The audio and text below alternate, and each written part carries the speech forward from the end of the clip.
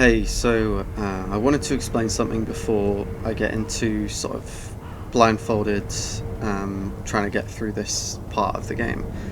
Because of the nature of the boss fight coming up, it's going to be a huge pain in the bollocks to have to complete this whole section. Like every single time I need to reattempt the boss fight because I'm going to lose to him so many times in a row. So long as I'm able to prove that it's possible to get there whilst blindfolded, I'm gonna get to a certain point that I can, reproducibly get to, and I'll start there every time I attempt the boss fight. So I'll show you what I mean here, where the location is that I want to get to. But basically, it's like at the end of the day, I'm doing this to, this is a way to pass the time more than anything, and I want to be able to enjoy myself doing this run rather than spend 15 hours getting super frustrated, spending like most of my time trying to get through this section before I even get to attempt the boss whilst blindfolded. And the boss fight itself blindfolded is the interesting part, because if I've got here once already I can do it again. But yeah, so basically what I'll do is I'll reach this sort of section, and my plan is to end up here, sort of hugging this door, because if I do that, then that's a zeroed in location that I can get to every single time, and an area I can start from in this exact same spot every single time. So yeah, that's pretty much the plan for this section. I hope people understand why I want to do it that way rather than needing to run through every single time. But if not, then I don't really care. Yeah, so I guess enjoy the rest of the video.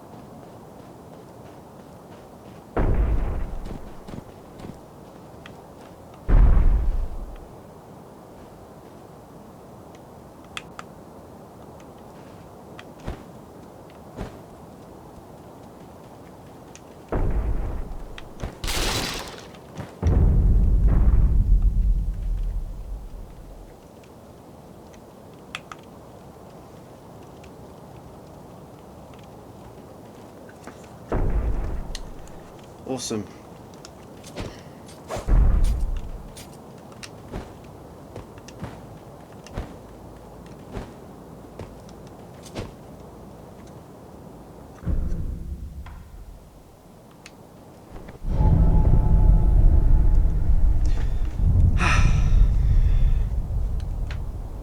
Attempt 14.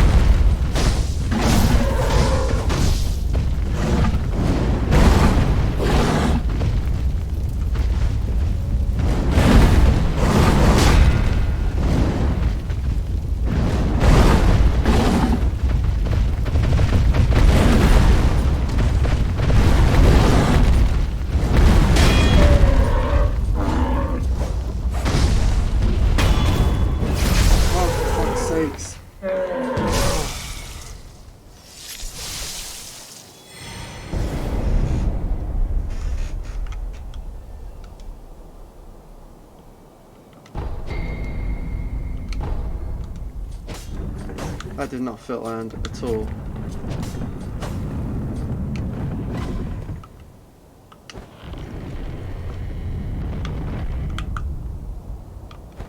That just felt so shit.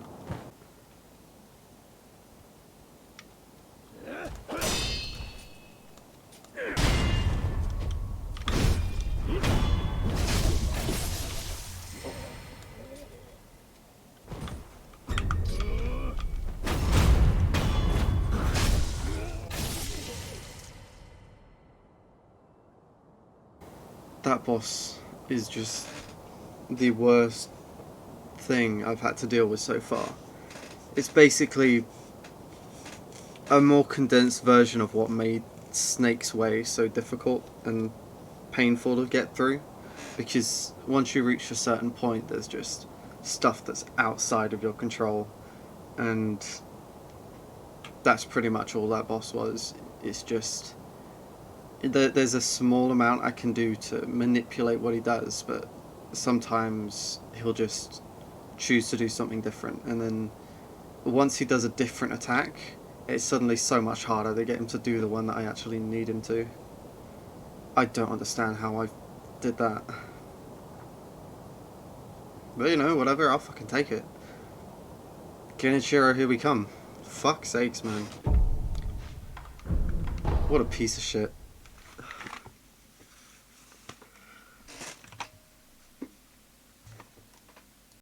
Yeah, so, not gonna lie, it was kind of disappointing at the time, finally beating this boss. The fight is hard, but not because it's especially challenging, and as you know from the start of the fight, this was like my 14th attempt. Um, so although it's really difficult to beat him, I just got lucky, because essentially the thing that makes this boss hard, fighting him whilst blindfolded, is just how random the boss is. Because I want to try to chain a certain attack, one attack after another, because it's pretty much the only thing I can follow up on. Um, and it's really the safest attack for me to deal with. I can't afford to keep on deflecting his normal attacks because I'll slowly just take chip damage from the fire. Um, yeah, I think yeah, the arena's just too small for the fight. If the arena was larger and there was more space for the ball to run around in, there was maybe a bit less clutter, then this fight would have been a lot more satisfying to beat because I would have been able to consistently sort of use my strategy to beat him. And although the strategy still worked, I just wasn't getting I wasn't getting the feedback that my brain needed to feel reassured that the fight was going well, let alone well enough to win.